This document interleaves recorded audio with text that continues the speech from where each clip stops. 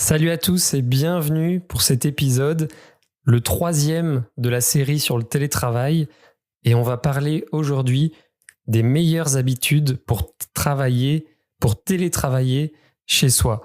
Et on va voir que c'est une façon de travailler très différente et on peut être surpris. Et donc, il y a des bonnes habitudes à mettre en place qui faciliteront grandement votre façon de travailler, le plaisir que vous allez prendre dedans et l'efficacité que vous allez avoir. Voici la grande question. Pourquoi 98% d'entre nous parcourons notre unique vie sans vivre nos passions ou nos rêves ? Seuls 2% le font et ce n'est ni grâce à la scolarité, l'argent, les parents ou l'intelligence. Ce sont nos habitudes qui nous définissent. Quelles sont les plus efficaces pour devenir ce que j'ai appelé un libre-preneur, un acteur de sa liberté pour choisir sa vie ? C'est la question de ce podcast et je vous donne les réponses. Mon nom est Marc-Antoine Richard.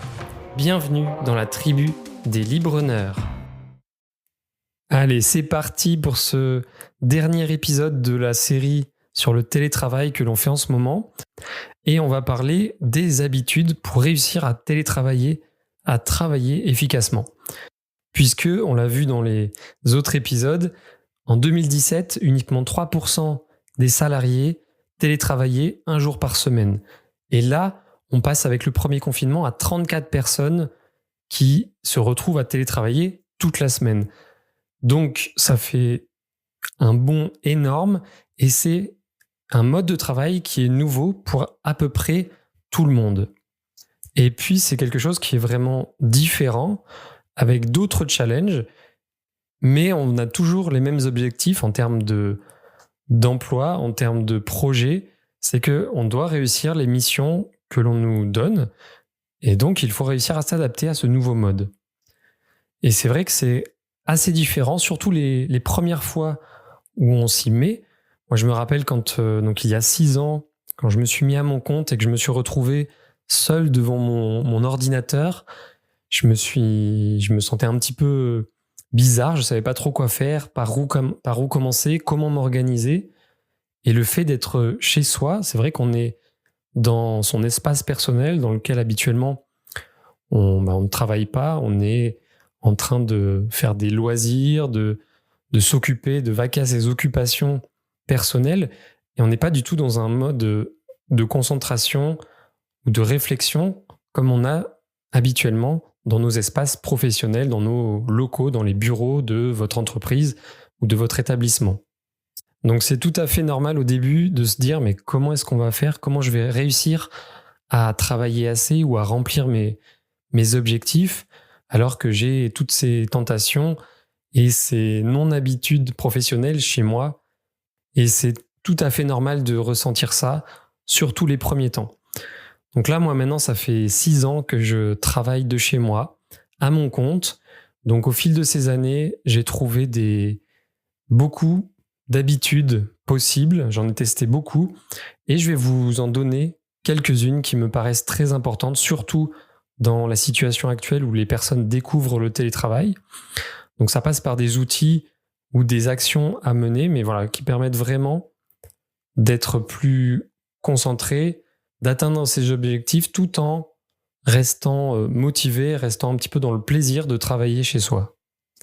Et bien sûr, c'est comme tout, c'est un apprentissage, c'est une autre manière de travailler, puisqu'on est un petit peu lâché chez soi, mais on est plus libre, on a plus d'autonomie. Donc évidemment, ça nécessite un petit peu de discipline, mais il faut bien se rendre compte qu'on peut être beaucoup plus productif et en un temps bien moindre, on peut vraiment travailler moins de temps si on peut se le permettre, si on remplit ses objectifs chez soi que dans des locaux professionnels avec des équipes qui travaillent autour. Donc vraiment, si c'est bien fait, si vous vous organisez correctement, ça peut correspondre à beaucoup de personnes. Et en tout cas, moi, c'est quelque chose qui me correspond vraiment. J'adore travailler chez moi. Et j'avais d'ailleurs estimé, donc il y a à peu près 6 ans, quand je suis passé de salarié à indépendant chez moi, j'avais calculé que je produisais environ 2 fois plus de résultats, de production que quand j'étais salarié. vraiment, j'étais beaucoup plus productif que avant dans mon poste. Alors évidemment, il y avait une question de motivation, mais il y avait aussi une question d'endroit. Alors évidemment, ça correspondra pas forcément à tout le monde, mais en tout cas, je trouve que tout le monde devrait essayer, tester. Et par contre, les habitudes que je vais vous donner pourront convenir à tout le monde et faciliteront probablement grandement ce test que vous allez ou que vous êtes certainement en train de mener avec les confinements que l'on connaît en ce moment. Alors, la première bonne habitude dont j'aimerais vous parler, c'est d'abord une sorte d'introduction, d'organisation, c'est d'être bien équipé. Et pour ça, aujourd'hui, il y a des centaines de possibilités de logiciels en ligne sur le web, d'applications finalement, qui pourront grandement vous aider dans le télétravail. C'est peut-être des outils dont vous n'aviez pas besoin quand vous aviez votre travail dans des bureaux, mais en télétravail, je pense que c'est vraiment très important de s'équiper et c'est pas forcément coûteux, la plupart sont gratuits si on reste sur une utilisation assez basique, donc c'est vraiment très conseillé. Je vais pas vous inonder avec beaucoup de choix, mais je pense que déjà, l'option ou le choix numéro 1, c'est d'avoir un gestionnaire de mots de passe. Ça, on peut même l'avoir au boulot, mais après, une fois que l'on est chez soi et qu'on va commencer peut-être si on a un ordinateur qui est un peu partagé avec le personnel, il faut vraiment pouvoir utiliser un gestionnaire de mots de passe parce qu'après, sinon, vous allez avoir beaucoup trop de mots de passe sur votre ordinateur ou noter quelque part ou à retenir. Dans tous les cas, c'est vraiment déconseillé de sauvegarder vos mots de passe sur les navigateurs en termes de sécurité. Il faut mieux passer par ces gestionnaires de mots de passe. Donc, ce sont des petites applications qui se greffent sur votre navigateur et qui retiennent ou qui génèrent pour vous des mots de passe sécurisés. Et quand vous arrivez sur un site et que vous avez besoin de vous connecter, il remplit automatiquement pour vous les champs de connexion. Donc, login et mot de passe. Donc, je vous en conseille 2. Il y en a 2 qui sont très connus. Moi, j'utilise LastPass qui est bien. Et il y a aussi Dashlane, mais qui, lui, je crois, nécessite forcément d'avoir un abonnement payant, même si c'est vraiment pas cher. Mais ces 2-là sont vraiment très bien. Donc, je vous mettrai les liens sur le blog. Donc, un gestionnaire de mots de passe, ça peut grandement accélérer votre façon de naviguer entre les outils, entre les sites, et puis de faire peut-être la jonction entre personnel et professionnel et de pouvoir accumuler beaucoup plus de mots de passe sauvegardés.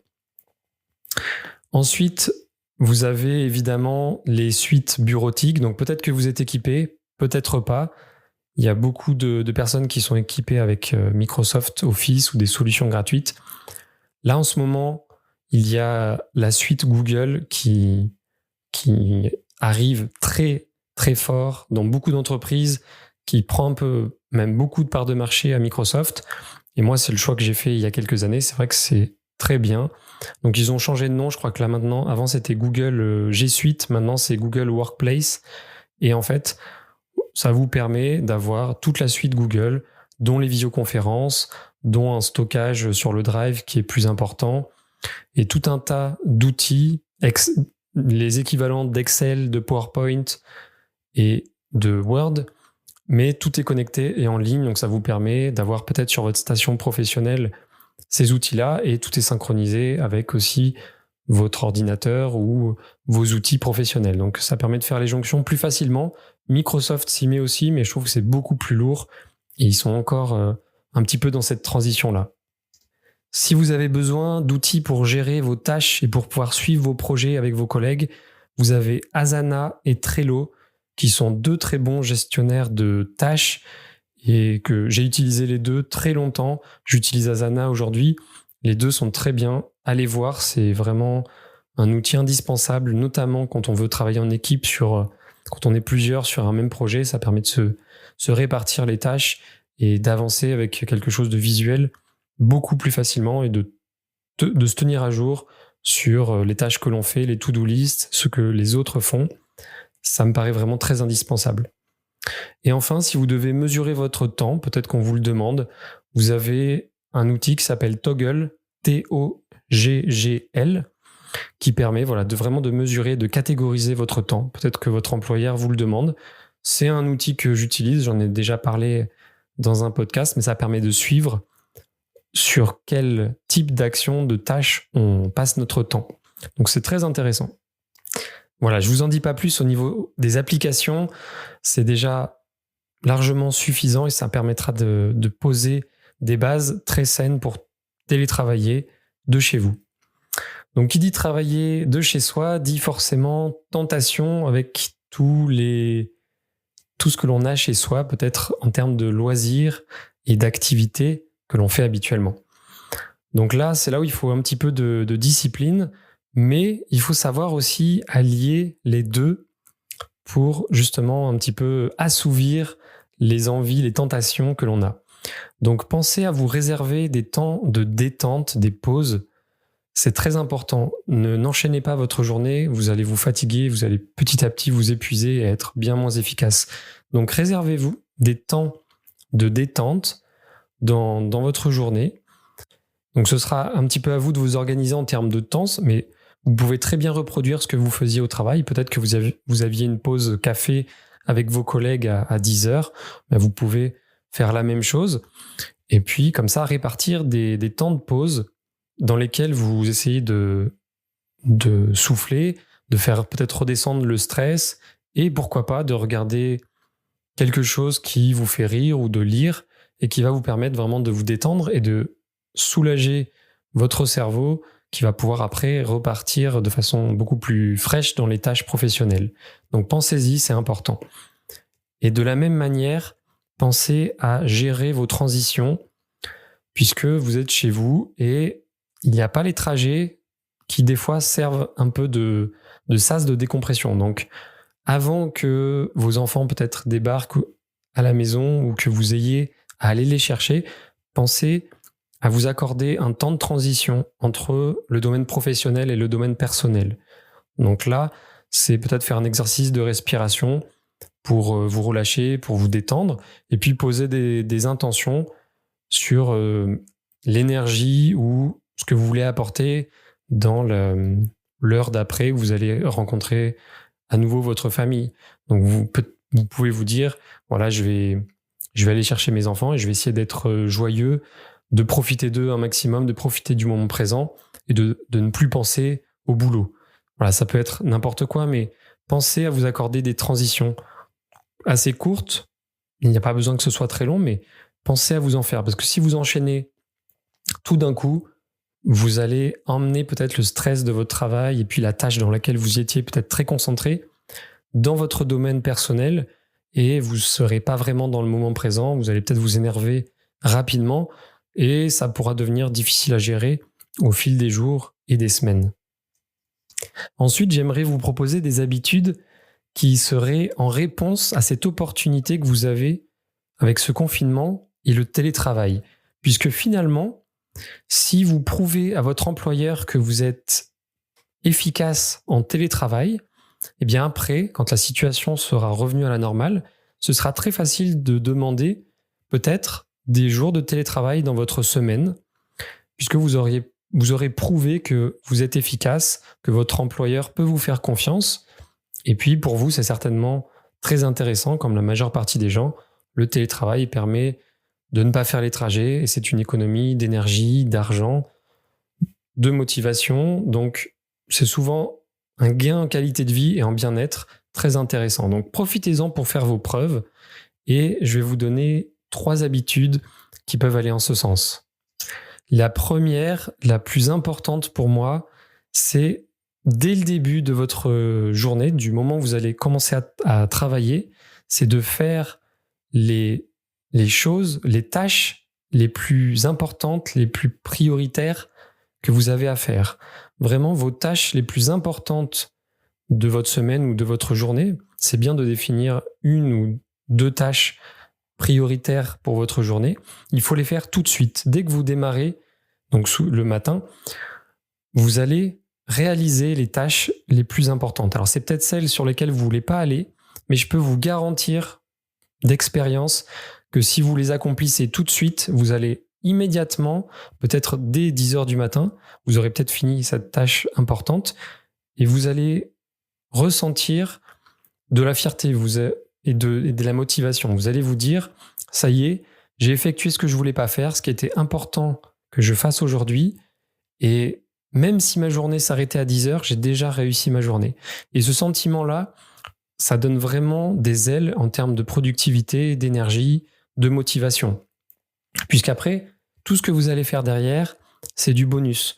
Donc vraiment, commencez par les choses les plus importantes à faire en termes professionnels dans votre journée quand vous télétravaillez, et ça va être vraiment un booster d'énergie, de motivation pour vous.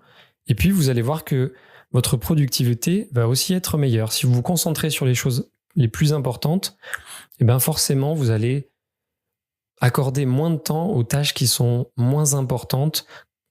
Et même celles-là, si vous ne les faites pas, c'est pas vraiment très grave. Vous êtes déjà concentré sur ce qui est important, et donc vous allez accorder moins de temps aux autres tâches non prioritaires. Et ce sera vraiment du bénéfice, puisque habituellement, quand on n'a pas envie de faire quelque chose, les tâches peut-être qui nous font un petit peu peur, qui sont justement les plus importantes, on va consacrer beaucoup trop de temps aux tâches secondaires. Donc là, vraiment, commencez comme ça avec vos tâches les plus importantes de la journée, et vous allez voir que ça va changer drastiquement votre efficacité et votre énergie. Et puisqu'on parle de ça, donc comme je vous ai proposé des pauses de détente, il faut aussi que toutes les 40-50 minutes, vous mettez un timer pour faire des micro-pauses. Votre cerveau a besoin de micro-pauses au minimum toutes les 40-45 minutes. Donc, vous mettez des alarmes sur le téléphone, ou alors vous utilisez une application sur votre navigateur et vous faites sonner cette alarme. Et toutes les 45 minutes, vous faites une micro-pause de 2 minutes où vous posez, vous fermez les yeux, vous respirez, vous relâchez, vous faites des exercices, vous étirez un petit peu. Et vous allez voir que ça permettra à votre cerveau, votre corps, de redémarrer, de toujours être frais toute la journée. Alors que si vous ne le faites pas, vous pouvez faire le test, hein, c'est assez étonnant, mais vous allez petit à petit être de plus en plus embrumé au niveau de votre esprit, vous allez avoir des douleurs, et vous allez être de moins en moins efficace dans la journée. Donc ça, ces micro-pauses sont très importantes aussi. Et puis ensuite, on va contrer le tueur de productivité, littéralement, en faisant une habitude très simple, mais très importante, c'est de couper les distractions et les notifications. Ça, c'est juste un tueur de productivité. À chaque fois que vous êtes distrait, quand vous êtes concentré dans une tâche et que quelque chose vous distrait, je ne sais pas, ça peut être un appel sur votre téléphone, un message, ça peut être plein de choses, votre cerveau va se déconcentrer et il mettra en moyenne, je crois que c'est 20 minutes pour réussir à revenir à l'état de concentration que vous aviez avant sur la tâche. Donc ça aussi, ça change tout. Vous pouvez travailler facilement 2 fois moins de temps si vous enlevez les notifications, les distractions. Donc vraiment, coupez votre téléphone, mettez-le en mode silencieux. Moi, j'ai juste 2 numéros urgents qui peuvent m'appeler, sinon tout le reste est coupé. J'ai aucune notification, que ce soit d'email, de message. Tout est bloqué et on travaille vraiment beaucoup plus efficacement, très concentré. On est très productif dans ces moments-là. Donc vraiment, voilà. Si vous faites ne serait-ce que ces 3 habitudes-là, je vous garantis que votre productivité, elle va être juste monstrueuse et vous allez facilement prouver à votre employeur que le télétravail, c'est très bon pour vous et surtout pour lui. Et enfin, si vous êtes du type social, si vous êtes une personne qui regagne de l'énergie au contact des autres, si vous avez un besoin social fort, c'est le cas pour beaucoup de personnes, hein, donc l'isolement et le télétravail peut être difficile à vivre pour vous. Il faut vous caler des temps de visioconférence, des temps de vidéo pour garder le contact social avec votre équipe, avec vos collègues. Garder ce contact au moins visuel, c'est pas évidemment comme la réalité, mais c'est déjà quelque chose qui redonne de l'énergie aux personnes qui ont besoin de ce contact social. Donc, calez-vous des réunions ou même des visios le soir pour décompresser avec des personnes de votre famille ou des collègues, et vous allez voir que ça va vous aider à passer ce confinement et ces temps d'isolement qui sont un petit peu difficiles. Donc voilà, pour ces quelques habitudes, mais qui sont très importantes, si vous les mettez en place, je vous garantis que vous allez vivre votre télétravail différemment. Et de toute façon, ne soyez pas trop dur avec vous-même. C'est un mode de fonctionnement différent, donc il faut apprendre à travailler de chez soi, il faut l'expérimenter. Alors là, expérimenter, vous serez un petit peu obligé, mais en tout cas, d'apprendre à s'organiser et à télétravailler, c'est un passage obligé pour se sentir à l'aise et peut-être se sentir efficace. Donc, en tout cas, ces habitudes peuvent grandement vous y aider.